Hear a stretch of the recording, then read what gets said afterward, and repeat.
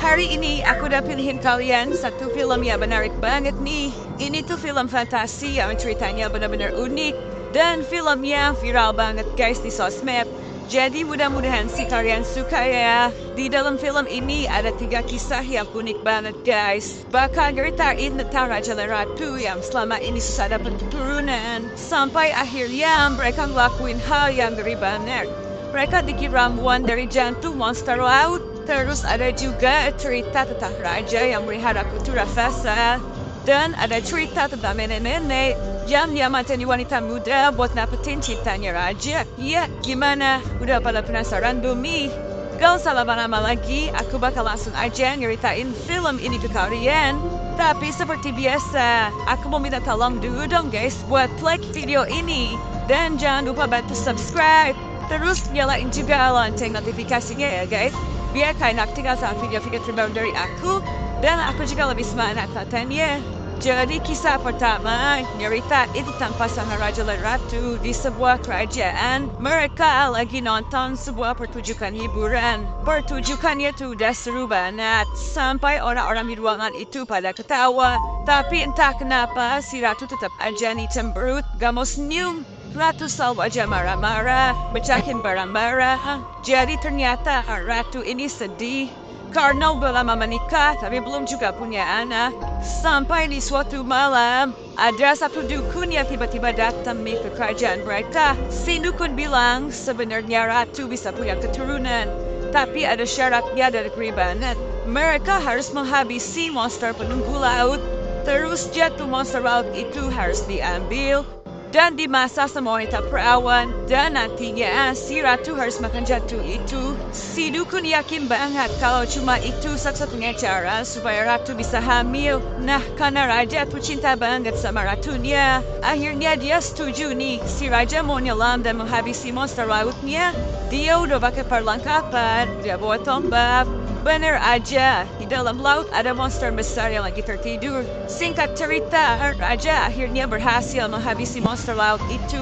Jatuh monsternya juga udah diambil. Tapi sayang, Raja terluka parah tadi pas bertarung melawan monster lautnya. Bahkan akhirnya Raja itu tewas. Si Ratu yang gak punya perasaan ini gak terlalu peduli. Dia langsung ngebawa jatuh monster laut itu balik ke istana. Dan dia beritahin pelayannya yang masih perawan buat masak jatuh itu. Setelahnya ada keanehan yang terjadi nih. Pelayan yang perawan itu juga mendadak hamil. Dan sama guys, setelah Ratu makan jatuh monster laut itu, dia juga hamil dan akhirnya melahirkan seorang bayi laki-laki. Ratu jadi mulai bisa tersenyum dan gak sedih lagi. Waktu berlalu dan anak laki-lakinya itu udah remaja. Namanya Pangeran Elias. Uniknya dia punya rambut warna putih. Mungkin karena pengaruh monster laut itu kali ya. Dan yang lebih aneh, ternyata anaknya Ratu ini kayak kembar gitu guys. Sama anaknya pelayan yang waktu hamil juga. Anak si pelayan dikasih nama Jonah. Mereka tumbuh bersama dan Elias akrab banget sama Jonah. Udah kayak saudara, mereka juga suka ngabisin waktu di laut. Mungkin karena keturunan monster laut kali ya. Tapi ternyata ibunya gak suka. Dia bahkan marah nih ke si pelayan, ibunya Jonah. Karena menurut Ratu, Elias dan Jonah yang gak sederajat. Elias kan pangeran, sementara Jonah ini cuma anak pelayan rendahan. Sampai di suatu malam, Jonah kebetulan lewatin kamar sang Ratu. Ratu manggil dia dan malah ngira kalau Jonah itu Elias. Jonah si anak pelayan pura-pura aja kalau dia itu beneran Elias. Dan setelahnya dia nyeritain kejadian itu ke si Elias kan. Di momen itu Jonah dan Elias jadi yakin kalau mereka ini saudara kembar. Karena Ratu aja nggak bisa ngebedain mereka. Nah, karena Elias benar-benar peduli sama Jonah, dia punya rencana. Nanti kalau dia udah jadi raja, dia pengen merintah kerajaannya ganti-gantian sama Jonah. Supaya Jonah si anak pelayan ini nantinya juga bisa ngerasain rasanya jadi raja. Tapi ternyata sang Ratu mendengar semua pembicaraan mereka. Bahkan keesokan harinya, Ratu langsung mutusin buat ngusir Jonah dan ibunya dari kerajaan itu. Elias benar-benar khawatir pas tahu kalau dia bakal pisah sama Jonah. Tapi dia juga gak bisa ngelakuin apa-apa. Karena itu udah keputusannya Ratu. Jonah berusaha nenangin Elias. Dengan nasi lihat sebuah kolam di dekat pohon. Di situ ada air yang mengalir. Dan Jonah bilang, selama aliran air itu jernih, berarti kondisinya lagi baik-baik aja, alias nggak perlu khawatir. Tapi kalau nanti airnya kotor, berarti Jonah ngirimin tanda kalau dia dibutuh bantuan. Waktu berlalu dan suatu hari air kolam itu warnanya merah. Elias langsung tahu kalau Jonah dibutuh pertolongannya. Makanya dia langsung berangkat nih nyari-nyari keberadaannya Jonah. Ternyata benar, Jonah lagi terluka, kejebak jatuh ke sebuah gua di tengah hutan. Dan di sana, dia juga malah diserang sama monster. Baru tuh Elias datang tepat waktu. Dia langsung menghabisi monster itu dan nyelamatin Jonah. Tapi Elias gak tahu kalau sebenarnya monster itu ibunya sendiri yang sebelumnya minta bantuan dari dukun waktu itu. Dia menjelma jadi monster karena mau menghabisi Jonah supaya gak ganggu anaknya lagi. Ternyata rencananya gagal dan dia malah tewas dihabisi anaknya sendiri. Nah, masih lanjut nih guys ke kisah berikutnya yang seru banget. Di kerajaan seberang, ada raja yang punya seorang putri yang namanya Violet. Si Violet ini putri yang berbakat banget, jago nyanyi dan main alat musik. Dia lagi ngasih penampilan spesial untuk ayahnya. Tapi tiba-tiba aja ada seekor kutu yang hinggap di tangannya raja. Dan raja jadi salfok nih. Dia jadi gak merhatiin penampilan putrinya sama sekali. Si raja malah sibuk berusaha nangkep kutu tadi. Terus setelah ketangkep, raja mulai ngasih makan kutu itu pakai darahnya sendiri.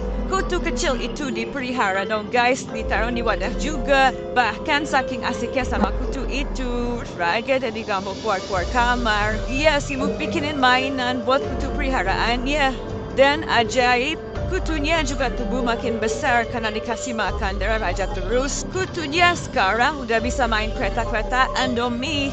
Nah, karena Violet jadi makin dicuekin sama ayahnya.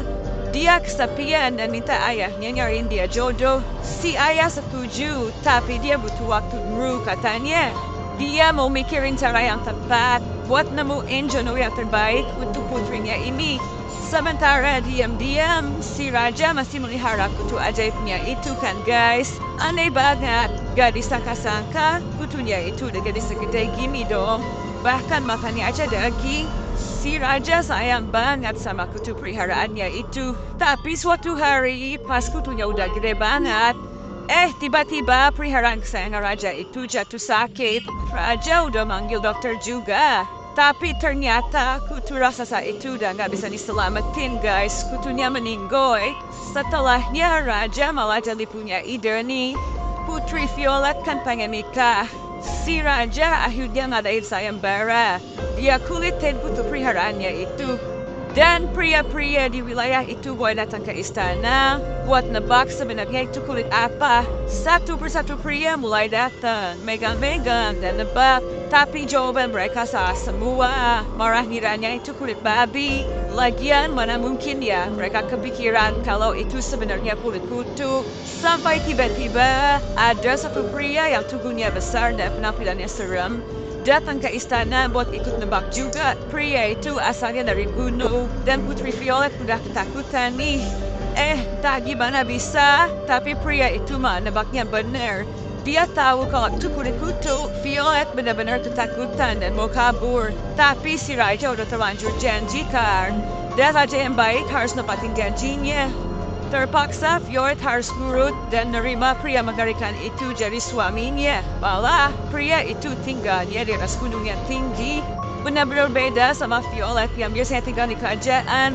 Setiap hari Violet selalu sedih. Dia benar-benar pengen kabur. Nah, pas pria ngiramin itu lagi pergi berburu, kebetulan banget Violet ngeliat di seberang ada seorang wanita. Violet langsung nyeritain kondisinya dan minta bantuan. Karena kasihan, wanita itu akhirnya setuju mau nolongin Violet. Keesokan harinya, pas pria ini lagi sibuk sama hasil buruannya, di luar ternyata wanita itu dan anak-anaknya udah nyiapin tali buat nolongin Violet kabur. Awalnya berhasil, tapi tiba-tiba aja rencana mereka ketahuan. Pria menyeramkan ini langsung nyusulin juga ke seberang, tapi untung talinya berhasil diputusin. Pria itu jatuh guys ke dasar jurang. Setelahnya mereka udah senang kan nih berhasil kabur. Tapi entah gimana caranya. Ternyata pria mengerikan itu masih selamat. Orang-orang yang tadi nolongin Violet semuanya dihabisin. Di saat itu Violet sempat ngambil sebuah pisau dan dia masih berusaha kabur. Walau ya akhirnya dia terpojok. Nah, tapi dia pura-pura nyerah nih dan setuju buat pulang sama pria menyeramkan ini. Pas pria itu lengah, si Violet ternyata berhasil nih langsung menghabisinya. Setelahnya, Violet akhirnya pulang ke istananya. Dan ternyata selama ini Raja juga nyesel udah ngebiarin putrinya pergi sama pria itu. Dia sampai jatuh sakit. Setelah Violet kembali, Raja akhirnya nyerahin tahtanya. Terus Violet diangkat dan diratu di kerajaan itu. Masih ada lagi guys kisah selanjutnya. Kali ini tentang seorang raja dari kerajaan lainnya lagi. Suatu hari dia ngedengar suara nyanyian yang benar-benar merdu. Dan dia kira yang nyanyi itu gadis muda kan. Padahal nenek-nenek ini nih suaranya emang bagus. Namanya Dora. Dia tinggal sama saudaranya namanya Ima. Awalnya Dora gak berani nunjukin dirinya. Karena raja pasti gak akan mau kan sama nenek-nenek. Tapi karena dipaksa terus, Dora akhirnya setuju buat datang ke istana raja. Dengan satu syarat, dia cuma mau datang pas gelap, gak boleh ada cahaya sama sekali. Raja setuju, dan sebelum berangkat, Dora ngapain persiapan. Ima ngebantu Dora buat narik dan ngelem kulit keriputnya supaya kelihatan lebih mudah.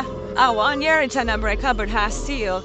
Tapi di pagi hari, Raja sadar kalau Dora bukan gadis muda tapi nenek-nenek. Raja yang marah langsung ngasih perintah buat ngebuang Dora ke hutan. Si Dora jatuh pingsan. Tapi ada keajaiban yang terjadi dong nih. Pas bangun, dia tiba-tiba aja malah berubah jadi gadis muda beneran. Kebetulan Raja juga lagi berburu di hutan itu. Dan dia nemuin Dora yang udah jadi muda dan cantik. Si Raja langsung jatuh cinta dan mau jadiin Dora ratunya. Gak lama, hari pernikahan mereka pun tiba guys. Dora juga mengundang saudaranya nih, si Ima ke istana. Setelah melihat Dora yang secara ajaib jadi Buddha, Ima jadi iri dan penasaran. Dia maksa-maksa Dora buat kasih tahu caranya. Dia mau jadi Buddha juga. Tapi Dora juga bingung. Malah Raja gak suka kalau Ima tetap ada di istana. Dia diusir. Ima yang putus asa sampai kepikiran hal yang gila banget. Dia datangin seorang pengrajin, terus dia minta dikulitin. Dia pikir kulit Buddha yang baru bakal tubuh menggantiin kulitnya yang keriput. Si pengrajin awalnya nggak mau. Tapi Ima nawarin bayaran perhiasan yang banyak, yang sebenarnya hadiah dari Dora. Akhirnya pengrajin itu setuju, dan ngeri banget si Ima benar-benar dikulitin. Ya, bukan yang jadi Buddha, tapi Ima malah luka parah. Bahkan akhirnya dia tewas. Di sisi lain, ternyata keajaiban kulit Buddhanya Dora juga gak bertahan lama. Perlahan kulitnya balik keriput lagi dong. Dan kalau ketahuan, Raja bisa-bisa marah dan menghabisi dia kan. Akhirnya Dora milih buat kabur aja dan dia menghilang. Iya, itu tadi ceritanya. Semuanya tragis ya. Gimana? Kalian paling suka cerita si anak kembar? Cerita Raja dan Kutunya atau cerita nenek-nenek tadi guys, komen di bawah ya. Mudah-mudahan kalian terhibur dan kalau kalian suka videonya jangan lupa di like. Terus bantu aku juga dengan subscribe dan nyalain lonceng notifikasi untuk channel ini ya guys. Kalian juga bisa komen di bawah kalau punya rekomendasi judul film seru lainnya yang pengen aku bahas. Oke deh, kayaknya sih cukup segitu dulu aja ya dari aku. Jaga kesehatan kalian selalu, and I'll see you guys on my next video. Bye-bye!